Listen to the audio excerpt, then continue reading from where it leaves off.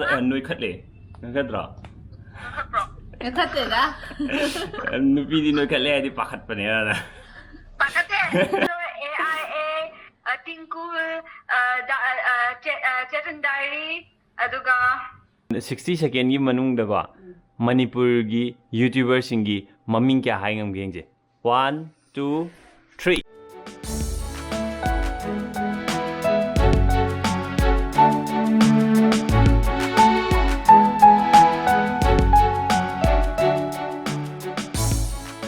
Nang Manipur YouTuber ngak yeng ba YouTube ta.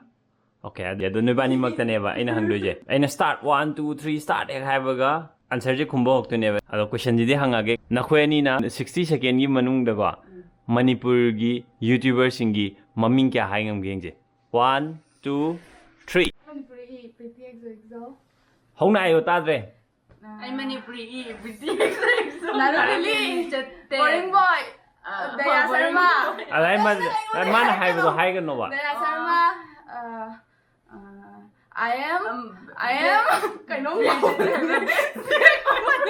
aduga a bits kind of like when YouTube sister Jenny correct. Sister. Mas YouTube tau eh. eating with sister Sonia du su YouTube tau cũng tau dai ne. Sonia macha Ai hai ge. Ada je bola li ma noi Sonia macha Sonia sinma kum ba hai ba ni YouTube maming di la le. Do ma continue loi do re. ngai khu Only 10 second left. YouTube dong Ai không được. Chi YouTube ga bi ngai hai dio. eating with sister này Ani ra kan jang re do. khang 5 4 3 2 1 pi. Si je mo ba. Manipur gi YouTuber me am je loi yeng ne ba. Khwai dai maming je pa moi koi ne ba. Kebula koi ne no. Tingkul ju koi ne no ya. oh at least look na Naruli liju koi ne. Elis koi ne. at least yaw re Anyways, anything go now sigi hujik akoina mana bani mana horok ne mana aina video kana sida edit to bo hor mane ba ada edit to yi da jembina hairakwa aidi Manipur gi YouTuber me am yenge na aina maming kana kana maming ningjang yenge na me am YouTube yeng ba me am se maming me am se ningjang bring yenge na sidagi inspire to ga aina hujik to doi je Pretty Zozo Naruli the Giddi Daya Magic Kanis and Makhoi Mam da I call torga Makhoi Mam jizu khoi Manipur gi YouTuber sing je makhoi yengbra yengdabra moi mi masing kyam khangi IFJ Zik moi the phone torga video set torga yengage mam yengminerji haurage adi mamang da ai better half kyam khange hongi Hojiki da tahora mani nang di no the advantage khar leire ado hairo 1 2 3 start Last have you running it? I Manipuri le na. Dang restrictive le na. Daya Sharma le re kadis kaya le re kadis endo adagi Chetan le re adagi boring voice le ke bola le re aduga Cameron YG do I'm RB du le re Manipur mirror le re jam yenga. Kangi da ma pra chimpa pule me Le re aduga kai ban nimbus dia labs le re. ani am ta hanjen de ama ngamu Pretty Zozo gane Naruli lijo aduga Sonia su le na tamphas na da hang da am ta hanjen de noi nga chai ma di pra pre plan to le me di kai ko da le bdo China da aduga brado zu au na time up side yare noi moi noi hum dei budi man hengre ado hojik atai YouTuber sing je mo aina khangna ba sing je mo hangaji ai hai da ba wali hairo ai tingu wala ai wala hairo adugi boring boy nga sa gida anna prank to ko ba lo ko kan to ko IMRB ting dong ai dis wa le ting tong idi diga no I am Ravi na taba prank ak to ko ne ting tingu dong ai ne but no YouTuber khangdi ai prank ta ya ba to ko ai prank ha I am Ravi khata ni prank ta khangi ada ting ko mai ko te to ko oh atai di prank to ma yaw ba ne Ako, ay tapna khalo di. Ay thola ka ko. matam vision ma sido me am jam to loi nervous at pra matam vision la ko Seram brothers wala re Seram Brothers le re Veronica Veronica le like doi chi thai man to bo ꯃꯄꯥꯝꯒ ꯃꯆꯥꯒ ꯇꯧꯔꯒ ꯄ꯭ꯔꯁꯥꯟ family ꯄ꯭ꯔꯁꯥꯟ family ꯑꯗꯣ ꯃꯌꯥꯝ ꯂꯩꯔꯦ ꯑꯃꯔꯣꯝꯗꯗꯤ ꯑꯩ ꯃꯃꯤꯡꯗꯤ ꯑꯝꯇ ꯈꯪꯗꯦ ꯑꯃꯔꯣꯝꯗꯗꯤ ꯁꯤꯁꯦ ꯑꯩꯈꯣꯏ ꯑꯃ ꯌꯥꯝ ꯅꯨꯄꯤ ꯃꯊꯟꯇ ꯑꯃ ꯆꯥꯎꯊꯣꯛꯅꯤꯡꯉꯥꯏꯅꯤ ꯇꯧꯕꯗꯣ ꯀꯅꯥꯅꯣ? ꯀꯛꯆꯤꯡꯗꯒꯤ ꯑꯩ ꯈꯪꯗꯦ. ꯑꯃ ꯑꯅꯤ ꯇꯧꯕ ꯏꯗꯤ ꯁꯤꯁꯇꯔ ꯂꯩꯅ ꯅꯨꯄꯤ ꯑꯃꯁꯨ ꯂꯩꯕꯅꯦ ꯃꯊꯟꯇ ꯇꯧꯕꯗꯣ ꯇꯧꯅꯕ ꯚꯤꯗꯤꯑꯣꯗꯤ ꯌꯦꯡꯕꯤꯌꯨꯅꯦꯕ ꯁꯕꯁꯀ꯭ꯔꯥꯏꯕ ꯇꯧꯔꯒ ꯌꯦꯡꯗꯕꯅꯦꯕ ꯃꯃꯤꯡꯗꯨ ꯀꯥꯎꯔꯦ ꯑꯦꯛꯇꯤꯚ ꯑꯣꯏꯗꯕꯩꯅꯦ ꯑꯗꯨꯗꯤ ꯑꯦꯛꯇꯤꯚ ꯑꯣꯏꯗꯕꯒꯩꯅꯦꯕ ꯑꯗꯣ ꯑꯃꯔꯣꯝꯗ ꯍꯥꯏꯔꯗꯤ ꯌꯨꯇ꯭ꯌꯨꯕꯔꯁ ꯃꯌꯥꯝ ꯂꯩꯕꯁꯦ ꯌꯥꯝ ꯆꯥꯎꯊꯣꯛꯅꯤꯡꯉꯥꯏꯅꯦ ꯑꯩꯒꯤ ꯋꯥꯈꯜꯗꯗꯤ ꯀꯟꯇꯦꯟ ꯃꯌꯥꯝ ꯌꯦꯡꯅꯤꯡꯉꯥꯏ ꯃꯌꯥꯝ ꯂꯩꯇ꯭ꯔꯅꯦ ꯑꯩꯈꯣꯏ ꯂꯣꯛꯗꯥꯎꯟ ꯃꯔꯛꯁꯤꯗ ꯃꯄꯥꯟ ꯂꯝꯒꯤ ꯌꯦꯡꯕꯒꯤ ꯃꯍꯨꯠꯇ ꯑꯩꯈꯣꯏꯒꯤ ꯃꯅꯤꯄꯨꯔꯒꯤ ꯃꯌꯥꯝ ꯃꯐꯝ ꯃꯌꯥꯝꯗꯒꯤ ꯊꯥꯒꯠꯂꯛꯏꯗꯅꯀꯣ ꯑꯗꯨ ꯅꯨꯡꯉꯥꯏꯕ ꯅꯠꯇ꯭ꯔꯣ ꯌꯦꯡꯕ ꯅꯨꯡꯉꯥꯏꯕ ꯅꯠꯇ꯭ꯔꯣ ꯃꯌꯥꯝ ꯌꯦꯡ ꯐꯪꯕꯗꯣ ꯑꯦꯅꯤꯋꯦꯁ ꯍꯧꯖꯤꯛ ꯑꯩꯈꯣꯏꯅ ꯍꯥꯏꯕ ꯉꯁꯥꯏꯒꯤꯗꯣ ꯍꯧꯔꯁꯤ ꯑꯩ ꯀꯣꯜ ꯇꯧꯔꯒꯦ ꯑꯗꯨꯒ ꯃꯌꯥꯝ ꯍꯥꯞꯄꯒꯦ ꯃꯌꯥꯝ ꯅꯨꯡꯉꯥꯏꯇꯦ ꯁꯣꯏꯗꯅ ꯍꯥꯏꯕꯤꯔꯝꯃꯣ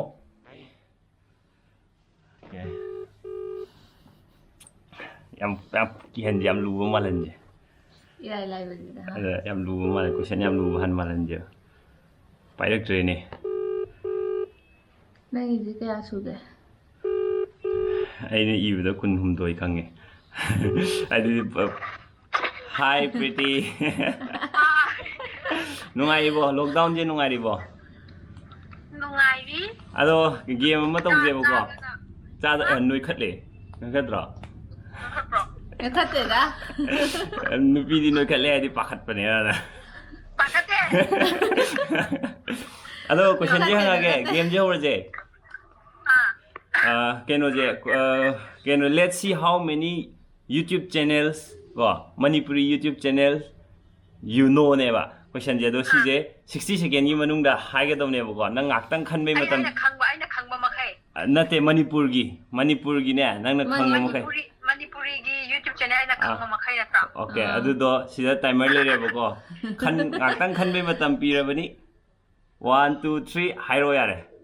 First, I like a pretty extra. Matanga, I Manipuri, Matanga Naruli, Matanga Tinku, Matanga Chetan, Matanga Daya Sarma, Matanga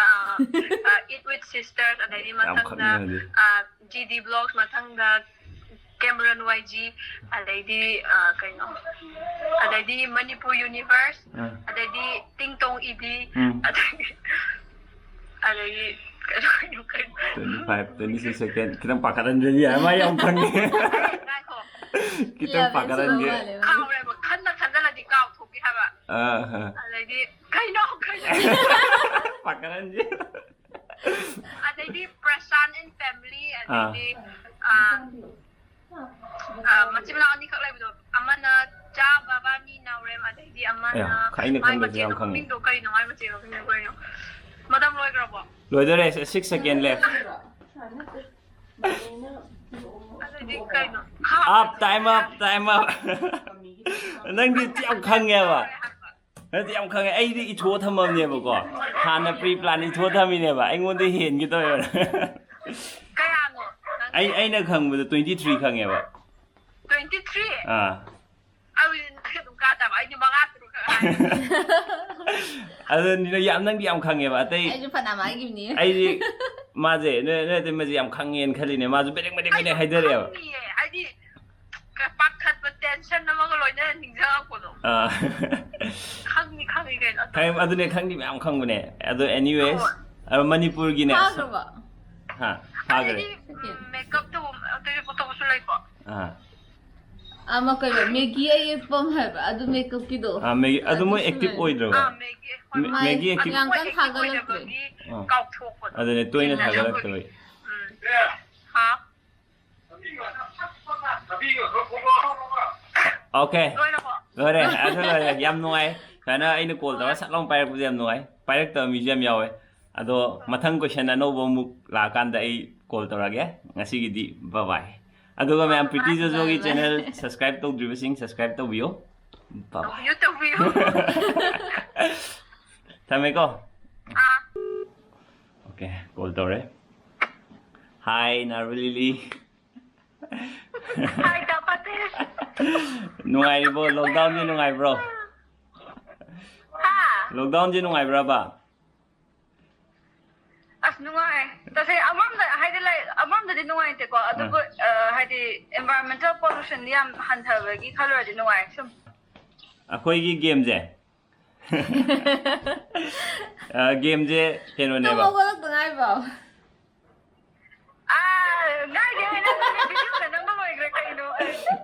ꯉꯥꯏꯈꯣ ꯅꯣꯏ ꯋꯥꯔꯤ ꯇꯣꯝꯇ ꯉꯥꯏꯈꯣ ꯃꯤ ꯒꯦꯝ ꯑꯝꯇ ꯉꯥꯏꯈꯣ ꯃꯤ ꯒꯦꯝ ꯁꯥꯟꯅꯁꯦ ꯑꯃ ꯋꯥꯔꯤ ꯍꯧꯒꯦ ꯅꯣꯏ ꯋꯥꯔꯤꯗꯣ ꯍꯣꯔꯦꯟ ꯀꯣꯟꯅ ꯐꯥꯔꯁ ꯒꯦꯝ 60 ꯁꯤꯗ ꯇꯥꯏꯃꯔ ꯂꯩꯔꯦꯀꯣ ꯀꯣꯏꯁꯟꯁꯦ ꯍꯦꯛ ꯍꯪꯕꯒ 60 ꯁꯦꯀꯦꯟꯒꯤ ꯃꯅꯨꯡꯗ ꯅꯪꯅ ꯈꯪꯕꯗꯣ ꯂꯣꯏ ꯍꯥꯏꯔꯛꯇꯣꯏꯅꯦꯕ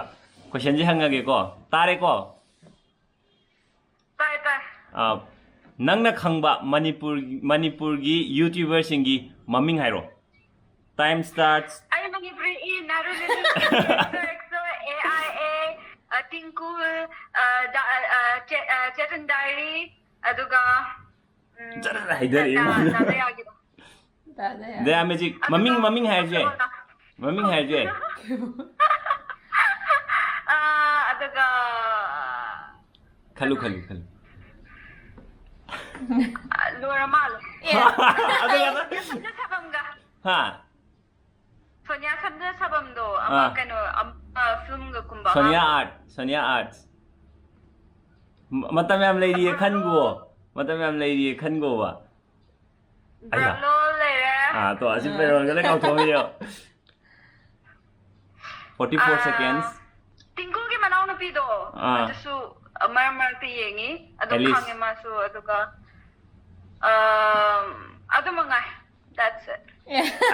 yam ꯇꯔꯥꯃꯥꯊꯣꯏ ꯁꯨꯗ ꯉꯥꯏꯔꯤꯌꯦ okay time up yare matam lore 13 ꯗꯤ ꯈꯝꯗꯦꯕ ꯑꯗꯨ ꯅꯪ ꯁꯨꯝ ꯈꯟꯊꯔꯒ ꯌꯦꯡꯉꯗꯤ ꯃꯌꯥꯝ ꯈꯪꯅꯤꯕ ꯃꯇꯝ ꯊꯥꯖꯜꯂꯛꯄꯗꯣ ꯑꯗꯨꯗ ꯅꯪ ꯈꯟꯐꯝ ꯈꯪꯗꯕꯒꯅꯦꯕ ꯍꯣꯏ ꯑꯗꯨꯗꯨꯒ ꯑꯩꯅ ꯍꯥꯏꯗꯤ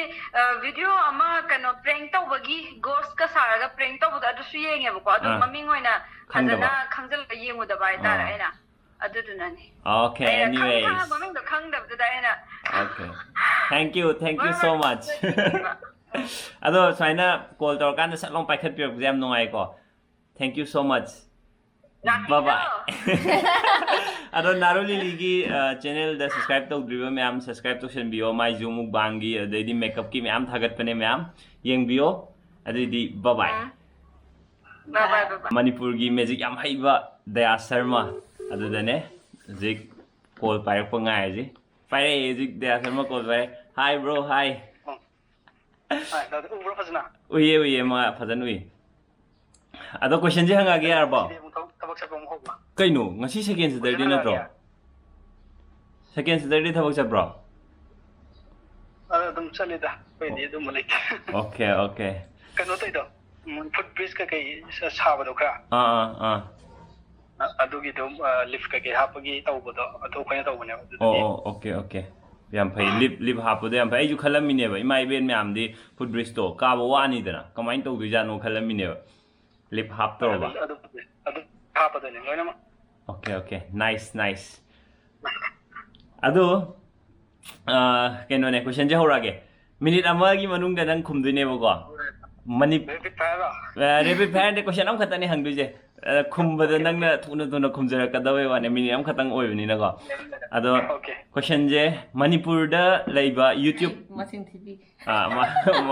na te masing je lage manipuri lon da ko youtube tawba khoi thagatliba mayam je sijigi nangna akhangba maming 60 second gi manung da hairoba your time starts now horeko manipuri tawba ai manipuri ile re pedi exo dasama serendari tinkul nasi kung ipak gi gipalirong tension je pressure je mane sum yeng kita ko ade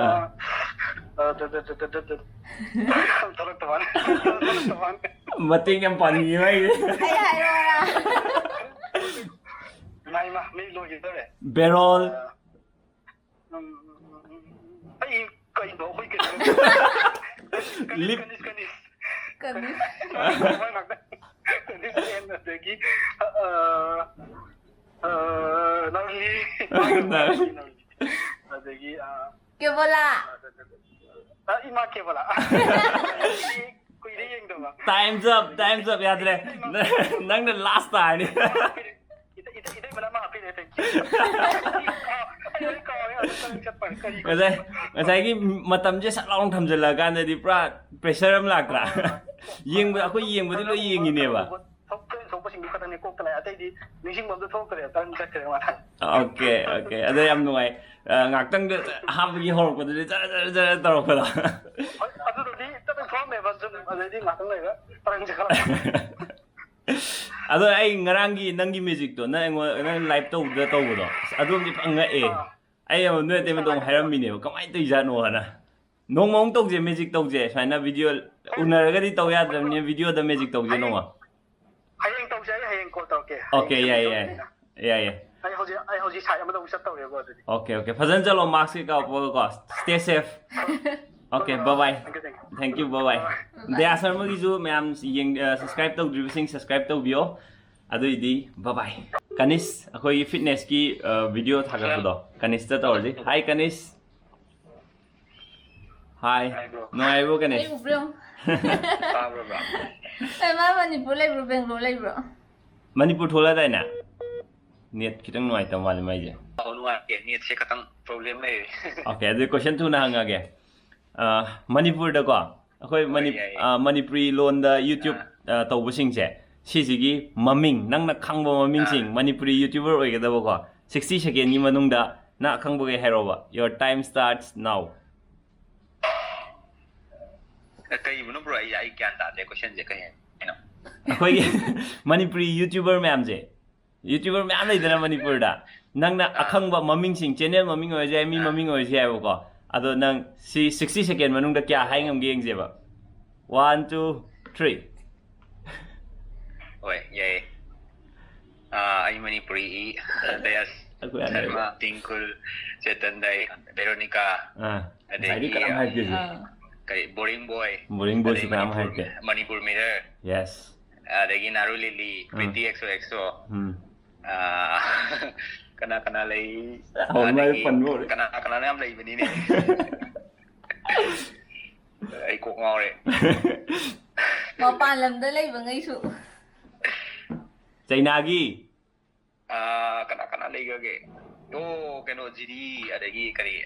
ꯀꯦꯃꯔꯨꯟ ꯀꯣ ꯔꯁꯤꯌꯥꯒꯤ ꯃꯣꯏꯁꯦ ꯑꯗꯒꯤ ꯀꯅꯥ ꯕꯔꯣꯜ ꯀꯥꯎꯕꯅꯦ ꯑꯗꯒꯤ ꯁꯦꯔꯥꯝ brothers ꯍꯤꯟ ꯌꯥꯝ ꯄꯤꯕꯤꯔꯦ ꯃꯥꯗꯤ ꯕꯤꯔ ꯀꯅꯥꯗꯥ